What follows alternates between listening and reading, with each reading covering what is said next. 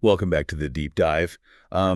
We're diving into Miranda July's novel, All Fours, this time. All right. You might be thinking a whole novel Yeah.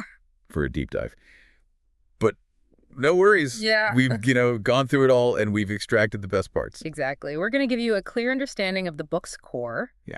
and explore its main character, a woman on the verge of a midlife crisis Right. who takes a truly unconventional path to self-discovery. So let's get right into it. July introduces us to a very specific type of protagonist right from the beginning. Yes, what's fascinating is how July presents her right away. Yeah. You get this immediate sense of anxiety and yearning for connection, but it's presented in a way that's unsettling, even as we relate to it. It's true. Like that habit she has of biting her tongue. Oh, yeah. To stop herself from saying anything unnecessary. Right. It feels like she's just trying so hard to control every aspect of her life, Yeah. especially at home with her husband Harris and child Sam. That need for control, it becomes a defining characteristic, don't you think? Oh, absolutely. It's as if she's constructed this entire persona, Yeah. this image she projects to the world, Right. while her true desires, they're simmering beneath the surface. And that's where her career as an artist comes in, right? Yes. She's achieved some external success, but there's this underlying current of unfulfillment. Right. It's like she's reached this point where everything's up for question. Precisely. And this is where the canceled trip to New York becomes pivotal. Okay. It throws her into a tailspin, and instead of flying, she impulsively decides to drive, ending up at a motel in Monrovia, California. Okay. This seemingly insignificant decision sets her on an entirely unexpected course. It's like that missed flight is symbolic of a larger missed opportunity in her life. That's a very insightful observation. The canceled trip could be interpreted as a representation of the life she could have had, the path not taken, and by choosing to stay in that motel. Yeah. She's stepping outside the boundaries Yeah. of her carefully constructed life. And then she starts this renovation project in the motel room, Yes. which at first seems so strange. Right. All those vintage Portuguese tiles, chintz drapes, Right. these carefully curated details. Yes. What's July trying to convey here? It's as if she's building a world of her own, Okay. a sanctuary where she can finally break free Yeah. from the constraints of her everyday life and give voice to those suppressed desires. So it's more than just a quirky detail then. Exactly. It's almost like a visual representation of her internal state. Exactly. It's within this self-made space that she encounters Davey, Okay. a much younger man who works at Hertz. He embodies a carefree spirit that she feels is missing in her own life. Yeah. This encounter throws her carefully constructed world into disarray. And their relationship develops into something more Right, quickly. right. It's not your typical love affair. No, it's not. It's fueled by this intense emotional connection. Yeah. And an attraction that she can't deny. Absolutely. Yeah. And the motel room itself transforms into this potent symbol of their relationship, this secret world they create together. But she's clearly battling with guilt and the secrecy of it all. Yes. July doesn't shy away from portraying that inner turmoil. No, she doesn't. What's so compelling is how she captures that duality. Okay. The protagonist is simultaneously experiencing this profound sense of liberation Yeah. while wrestling with the knowledge that her actions have consequences. And those consequences come to light when the affair is eventually revealed, Yes. causing this ripple effect that touches every relationship in her life. Yes, and the revelation acts as a catalyst, Okay. shattering the fragile equilibrium of her life and forcing her to confront the consequences of her choices. It's a complete unraveling, and it sends her on this frantic quest to rebuild, doesn't It it? does. And it's during this period of upheaval that she starts exploring some Yeah. pretty radical solutions, Yeah. like open relationships and alternative family structures. Yeah. It's as though she's trying to rewrite the rules of engagement, to find a way to live authentically, Right. even if it means defying societal norms. It's almost like the affair was a crack in the foundation of her life, Right. and now everything is being rebuilt in a new and unconventional way. Yes. What do you think July is trying to say about societal norms and individual desires? That's a great question. It seems that through the protagonist's struggles, Yeah. July is challenging the very notion of what a normal relationship looks like. Yeah. She's exploring the idea that happiness might exist outside the confines of traditional marriage and family structures. That makes so much sense. Yeah. Especially when you consider how she weaves in those little details. Yes. Like the pomander she carries around the FMH online forum for mothers of stillborn babies. Her participation in the FMH forum is particularly interesting. Cool. Here she is, a mother with a living child. Right. Finding solace in a space dedicated to loss and grief. It reveals a fascination with the darker aspects of life. Yeah. Perhaps even a subconscious yearning for a life less ordinary. And we can't forget about Davey's constant whistling. Oh, yes. It's such a quirky detail, Yeah. but it seems to represent something more. Absolutely. The whistling could be interpreted as a symbol of Davey's carefree nature. Okay. A stark contrast to the protagonist's own anxieties and inhibitions. It also underscores the allure of youth and the sense of freedom that he embodies. It's like she's trying to capture a bit of that freedom for herself. Yes. And it's important to note that July doesn't shy away from humor in this exploration. Right. Even in the midst of these weighty themes, Yeah. there's a playful, almost absurdist quality to the storytelling that keeps us engaged. And that's what makes it so captivating. We're laughing one minute and then completely engrossed in these deeper questions the next. Exactly. And the ending itself is left deliberately ambiguous, leaving us with a sense of unease and a whole lot to ponder. So what resonates with you so far? What stands out to me is how deftly July captures the raw, visceral nature of female desire. Yeah. It's not romanticized or idealized. Right. It's messy, it's complicated, and it has the power to completely upend one's life. Absolutely. Yeah.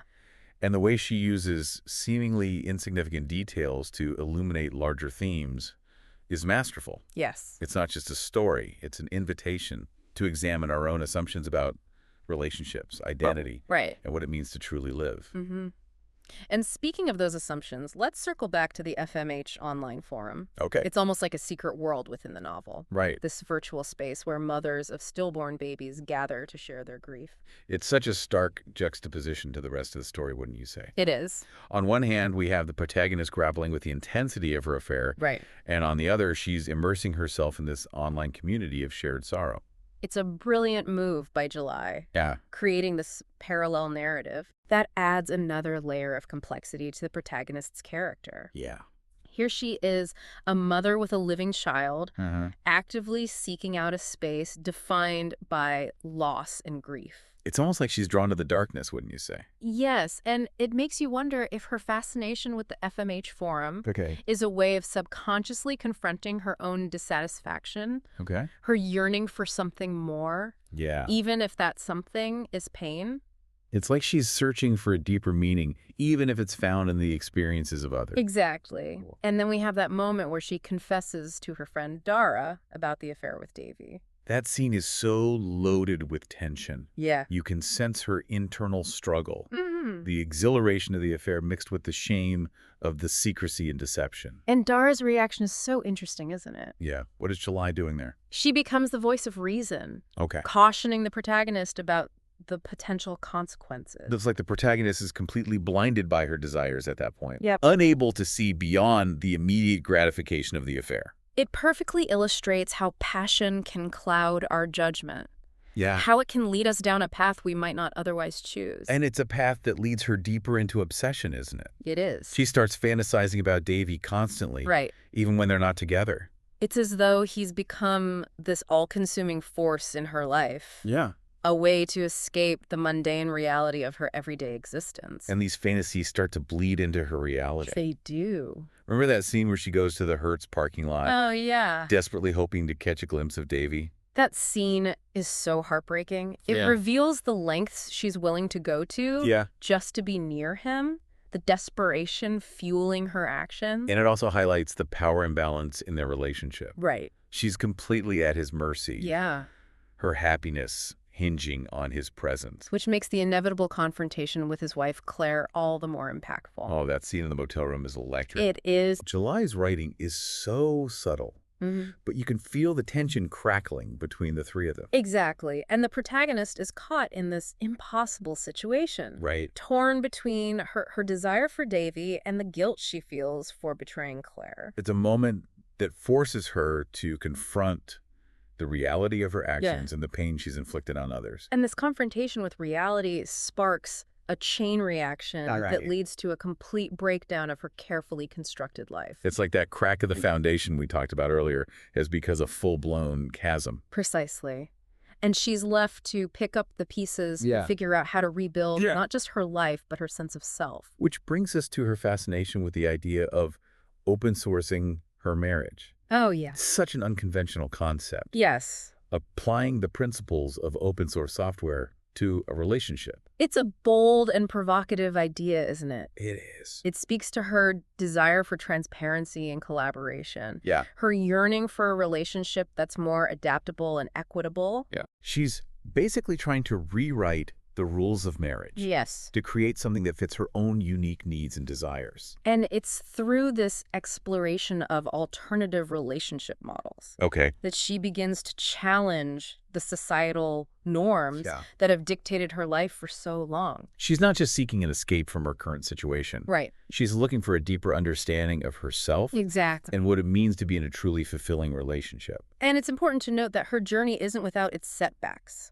Okay. Remember the scene where she attends a parent night at Sam's school and is surrounded by divorced couples? That scene is so poignant. Yeah. You can feel her isolation, her sense of being an outsider, even within the supposedly normal world of married couples. It highlights the challenges of balancing personal desires with the responsibilities of parenthood. The constant tension between her need for self-fulfillment and her commitment to her family. And then there were those vivid flashbacks to the time when Sam was born, adding another layer of complexity to her emotional state. The way July weaves those memories into the present narrative is so masterful. It is. It suggests that the past is never truly behind us, that it continues to shape our present experiences in ways we may not even realize. And those past experiences, both joyful and traumatic, are clearly influencing her decisions in the present. Absolutely. And this brings us to her decision to go back to the motel room. Even after the affair with Davey has ended. It's a decision that seems both reckless and inevitable, wouldn't you say? Yes. And it speaks to the enduring power of memory. The way certain places can hold such a strong emotional charge. It's as if she's seeking closure, but also tempting fate. By returning to the scene of her transgression. And what about that video she makes of herself dancing in Davey's plaid shirt? Oh, yeah. Such a bold and vulnerable act. It's an attempt to reclaim her agency. To express her desire on her own terms. It's a way of connecting with Davey, even in his absence. But it also feels like a goodbye, a final release of her attachment to him. And it's a goodbye she's forced to make when she discovers that he's moved to Sacramento with Claire. That discovery is a crushing blow. The hope she'd been clinging to, the possibility of a future with Davey is shattered. And it's in this moment of despair that she reaches out to Audra Davey's former lover. That encounter is so pivotal. The way July brings these two women together who were initially positioned as rivals. They find solace and understanding in their shared experience of loving Davey. And their connection transcends the initial jealousy and resentment. It's almost like they're forming a bond of sisterhood forged in the fires of their shared heartbreak. And it's through this unexpected connection that the protagonist begins to heal. And to envision a new path forward, one that's not defined by her relationship with Davey. It's a reminder that even in the darkest moments, there's potential for growth and transformation. Yes. And sometimes the most profound connections come from the most unexpected sources. And this newfound openness to experience extends beyond her relationship with Audra. Remember her decision to start lifting weights?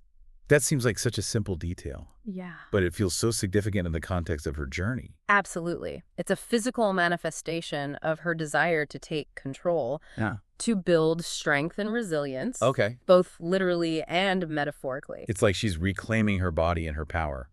Preparing herself for the challenges that lie ahead. And this newfound strength is evident in her willingness to confront difficult truths, both within herself and in her relationships. For example, her growing suspicion that Harris is having an affair with Carol. Yes, that subplot adds another layer of complexity to the story. It's as though she's projecting her own experiences onto her husband, questioning his fidelity. Just as she questioned her own. It's like she's holding him to the same standard she failed to meet. Right. revealing a certain hypocrisy in her perspective. And yet there's also a vulnerability in her confrontation. Okay. She's not just accusing him, Right. she's expressing her fear of being hurt, Yeah. of losing him. And how about that conversation she has with Geordie about a rumspringa for women going through perimenopause? That's such a thought-provoking concept. It is. It speaks to their desire to redefine aging, to reclaim their agency, and create a space for self-discovery and exploration during a time of life that's often associated with decline. It's like they're rejecting the societal expectations of how women should behave as they age and choosing to create their own rules. And this desire for self-determination is reflected in the protagonist's ongoing attempts to reconnect with Davey, even after he's made it clear that he wants to move on. It's a heartbreaking cycle, isn't it? It is. She keeps reaching out, clinging to the memory of their relationship, unable to fully let go. It's a testament to the enduring power of love and desire. Yeah. But it also speaks to her fear of being alone, of facing the unknown without the comfort of familiar attachments. And this fear is further compounded by her anxieties about aging. Yes. And the changes happening to her body. Remember that conversation with her father about the death field? That metaphor is so potent. It is. It represents all her unspoken fears about the future. Right. The inevitability of loss and the unknown territory of aging. It's as though she's staring into the abyss of her own mortality. Yeah. And grappling with the existential questions that come with that awareness. And it's through this confrontation with her fears that she begins to understand that true freedom comes from accepting the impermanence of life and embracing the unknown. Which brings us back to that gold buckle ring Davey gave her. Oh, yes. It becomes this tangible symbol of their connection, doesn't it? Absolutely. Her decision to wear the ring, even after the affair has ended, speaks volumes about her internal struggle. It's a reminder of the joy and the pain of their relationship. A tangible representation of a past she can't seem to let go of. It's like she's holding on to a piece of him, even though their paths have diverged. And this attachment to the past is further complicated by her encounter with the telephotographer. That's such an unexpected and intriguing relationship. It is. He's this enigmatic figure who enters her life at a time when she's feeling particularly lost and vulnerable. And there's a sense of safety and anonymity in their initial interactions. She's able to confide in him, to share her experiences without fear of judgment. Remember how she tells him about the affair with Davey? Yes. Framing it as a fictionalized account of her trip to New York? That's such a clever detail. It is. It reveals her desire to test the waters. Yeah. To gauge his reaction to infidelity without revealing her own transgression. It's like she's seeking absolution or at least understanding. Right. Before revealing the full truth. And his non-judgmental response creates a space for their connection to deepen both physically and emotionally. But their relationship is far from simple. No, it's not. There's a lot of unspoken tension and a power dynamic at play that's reminiscent of her relationship with Davey. Yes. And this dynamic comes to a head when she reveals to him that she's told her husband about their affair. That's such a bold move. It is. It's almost as if she's daring him to commit to a relationship that's now out in the open. And his reaction is telling. He's supportive, but also cautious. He's not willing to rush into anything, which creates a sense of frustration and uncertainty for the protagonist. It's like she's trying to force a resolution to define their relationship. While he's content to let it unfold organically. And this tension between their differing approaches to intimacy becomes a defining characteristic of their connection. It's like they're constantly navigating this uncharted territory, unsure of where their path will lead. And this uncertainty is mirrored in the protagonist's growing awareness of her own aging body and the changes brought about by perimenopause. She's noticing the wrinkles, the changes in her libido. And she's struggling to reconcile these physical changes with her sense of self. It's a universal struggle for women. This societal pressure to maintain youth and beauty. And it's something that July explores with raw honesty and sensitivity. And it's not just the physical changes. No. She's also experiencing these intense emotional swings. These moments of panic and anxiety that seem to come out of nowhere. Remember that scene at the art opening where she has a panic attack? The way July describes the overwhelming sensations, Yeah. the sensory overload that triggers a flashback Right. to the time when Sam was born. That's such a visceral description. This is- And it highlights the lasting impact of trauma, Right. the way it can resurface in unexpected ways even years later. And this vulnerability is further amplified by her suspicion Yeah. that Harris is having an affair. Mm-hmm. It's as though she's projecting her own guilt and insecurities onto him, Right. creating a cycle of distrust and resentment. And it's this cycle that ultimately forces them to confront the deeper issues in their marriage, Yes. to have those difficult conversations Right. about their needs, their desires, and their fears. It's a painful process, Yeah. but it's also necessary for growth and healing. And it's through this process of confrontation and reconciliation Mhm. that they begin to rebuild their relationship Yes. on a foundation of honesty and mutual understanding. Which brings us to that remarkable scene Okay. where the protagonist has dinner with Paige Harris's new girlfriend. It's such an unexpected and awkward encounter. It is. You can feel the tension between them, Mhm. but also a sense of curiosity Right. and even a flicker of empathy. Yes, and it's interesting how the protagonist's initial jealousy Yeah. gradually gives way to a sense of understanding and even compassion for Paige. It's a sign of her growth, Uh-huh. her ability to see beyond her own insecurities Yeah. and recognize the humanity in others, even those who might be perceived as rivals. And this newfound empathy extends to her relationship with her mother. Okay. Remember that conversation about menopause? That's such a powerful scene. It is. The protagonist has always viewed her mother as a cautionary tale, Right. a woman who lost herself in the process of aging. Mm-hmm.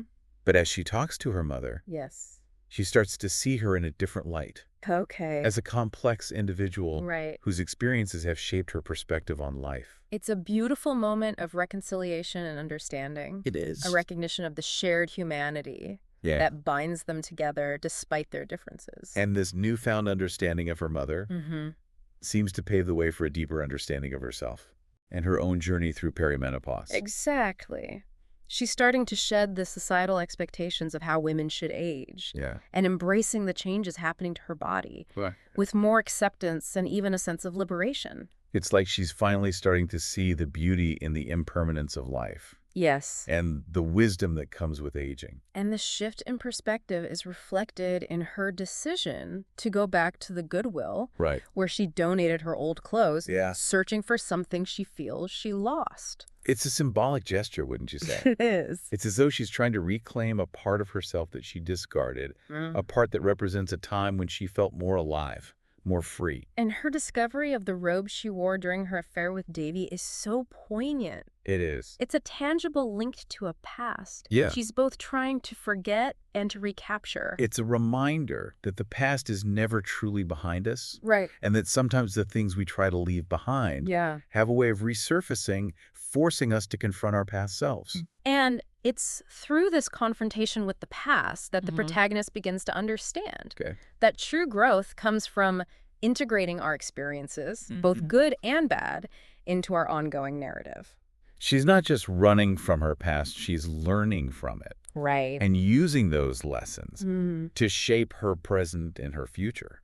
And this evolution is evident in the way she navigates her relationship with Harris. Right. They've been through so much together. Yeah. And their communication has been tested time and time again. Uh, But there's a newfound honesty and vulnerability in their interactions. yeah. A willingness to truly see each other Right. and to meet each other's needs. And that honesty extends to their decision to tell Sam about their new relationship dynamic. That scene is so beautifully written. It is. It's a testament to their commitment to creating a healthy and supportive environment for their family, Yeah. even as they navigate the complexities of their own relationship. And this commitment to open communication and mutual respect seems to be the key to their newfound stability. They're not trying to fit into a predefined mold of what a marriage should be. Right. They're creating something new and authentic, Exactly. something that works for them. And this willingness to embrace change and challenge societal norms Right. extends to the protagonist's exploration of perimenopause. Okay. Her decision to seek medical advice Yeah. and to talk openly with other women about their experiences Right.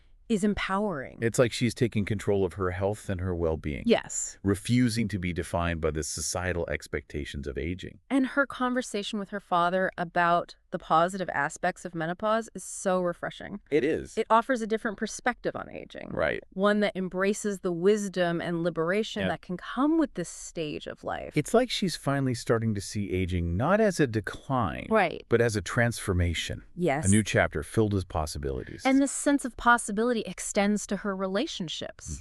Her connection with Audra, despite its complications, has opened her up to new ways of experiencing love and intimacy.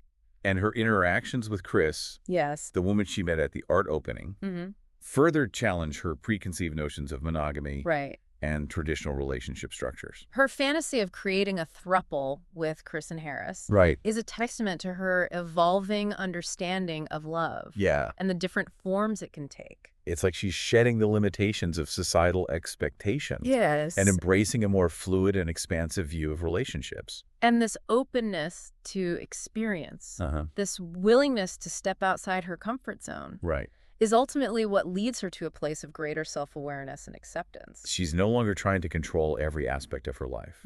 She's learning to surrender to the flow, to embrace the uncertainties and surprises that life throws her way. And this surrender is not a sign of weakness, but of strength. It's a recognition that true happiness comes from letting go of our need to control and allowing ourselves to be fully present in each moment. It's a beautiful and empowering message, and it's one that resonates deeply with me. It's a message that challenges us to question our own assumptions about love relationships and the meaning of life itself. And it invites us to embrace the messiness and unpredictability of the human experience with open hearts and open minds. It's interesting how those panic attacks keep recurring throughout the story, like that scene in the grocery store. Oh, yeah. Where those familiar beeping sounds transport her back to the NICU when Sam was born.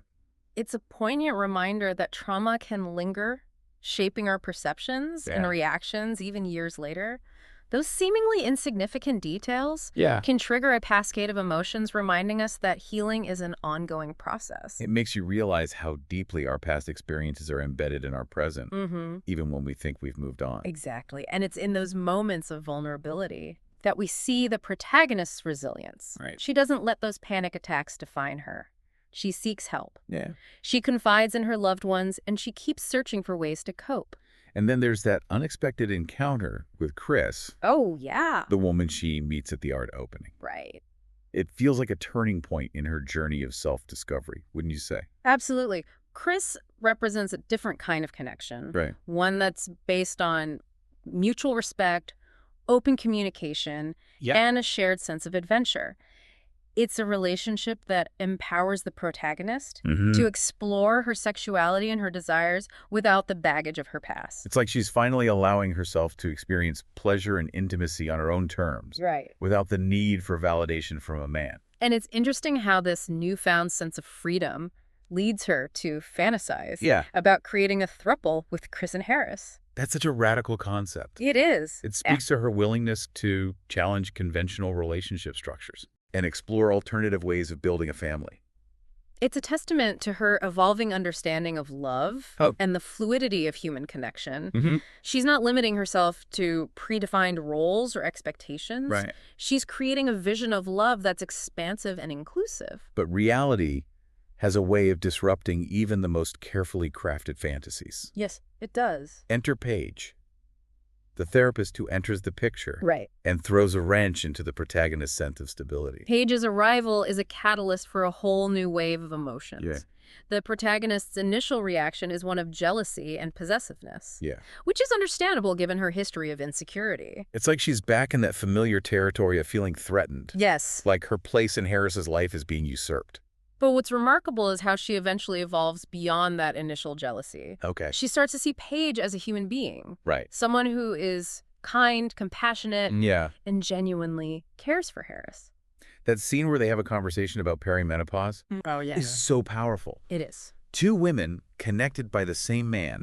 Finding common ground in their shared experiences of aging and bodily changes. It's a beautiful example of female solidarity. Right. A recognition that they're not alone in their struggles. Yeah. And it's through the shared vulnerability that the protagonist is able to let go of her resentment and accept Paige as a part of Harris's life. It's a sign of her maturity. Her ability to move beyond the confines of her own ego. You're right. And embrace a more expansive view of love and relationships. And this newfound maturity is evident in the way she interacts with Sam. Oh, Remember that scene where she gives Sam permission to print out pictures of their role models? Yeah. It's such a small gesture. Yeah. But it speaks volumes about her parenting style. Okay. She's encouraging Sam to embrace their individuality, Right. to find inspiration in a diverse range of figures, from Charlie Chaplin to RuPaul to the Apple logo. It's a testament to her open-mindedness and her willingness to allow Sam to define their own path in life. But she's also setting healthy boundaries. Quote. Like when she tells Jordy that she doesn't want to hear about Harris's relationship with Paige. That's a crucial step in her healing process. Yes, it is. She's recognizing that she needs to protect her own emotional well-being and that it's okay to set limits, right, even with her closest friends. And then there's that heartbreaking scene where she confesses her love for Audra, only to be met with a cautious and measured response. It's a raw and vulnerable moment. It is. And Audra's honesty, while painful, is ultimately respectful. Right. She's not leading the protagonist on or giving her false hope. Right. She's acknowledging her own limitations and allowing the protagonist to make an informed decision. It's a reminder that sometimes the most loving act is to be truthful. Yes. Even when it hurts. And this experience of unrequited love, while devastating, Yeah. ultimately leads to a deeper understanding of herself and the complexities of human connection.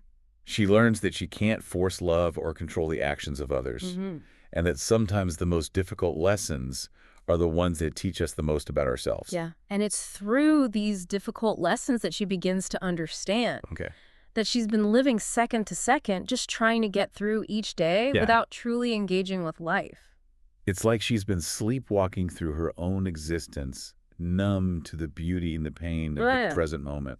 And this realization is a wake-up call. Okay. It prompts her to examine her choices, Yes. her motivations, and her vision for the future. It's a pivotal moment of self-reflection. It is. And it leads to a profound shift in her perspective. And this shift is evident in the way she interacts with Sam. Right. Using that beautiful metaphor of having a tough time in the bathroom to explain her emotional state. It's such a tender and honest moment. Yes, it is. And Sam's response is so pure and accepting. It's a reminder that children often have an innate wisdom. Right. And that their love can be a source of profound healing.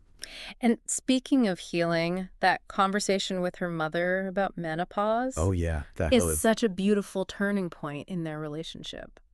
The protagonist has always judged her mother for her choices, for the way she seemed to lose herself in the process of aging. Right. But as she listens to her mother's perspective, she starts to understand that there's more to the story. She sees her mother as a complex individual whose experiences have shaped her in ways she couldn't have imagined. Yeah. And this newfound empathy allows for a deeper connection and a sense of forgiveness. It's a powerful reminder that we often judge others based on incomplete information. Yes. And that compassion and understanding can bridge even the widest divides. And this capacity for compassion extends to her relationship with Harris. Okay. They finally have that breakthrough in communication.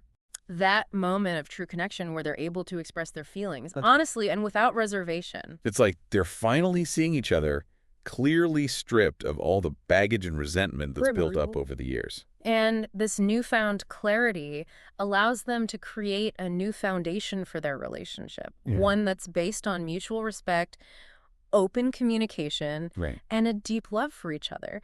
It's not a fairy tale ending, but it's a realistic and hopeful portrayal of how couples can navigate difficult times and emerge stronger on the other side. And then there's that scene where she attends the dance performance featuring Davey. Oh, yes. It's such a symbolic moment, wouldn't you say? Absolutely.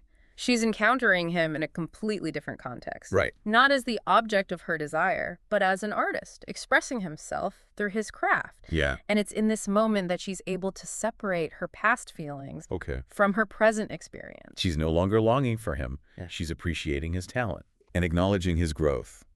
It's a beautiful moment of closure and acceptance. And the ending with Arconda appearing in the motel room is both unexpected and brilliant. It brings the story full circle, doesn't it? It does. The motel room, which was once a symbol of her transgression and her escape from reality, is now occupied by the very person she was trying to impress. It's a reminder that life is full of surprises. Yeah. And that our actions often have unintended consequences. And the ambiguity of that final scene leaves us with so much to ponder.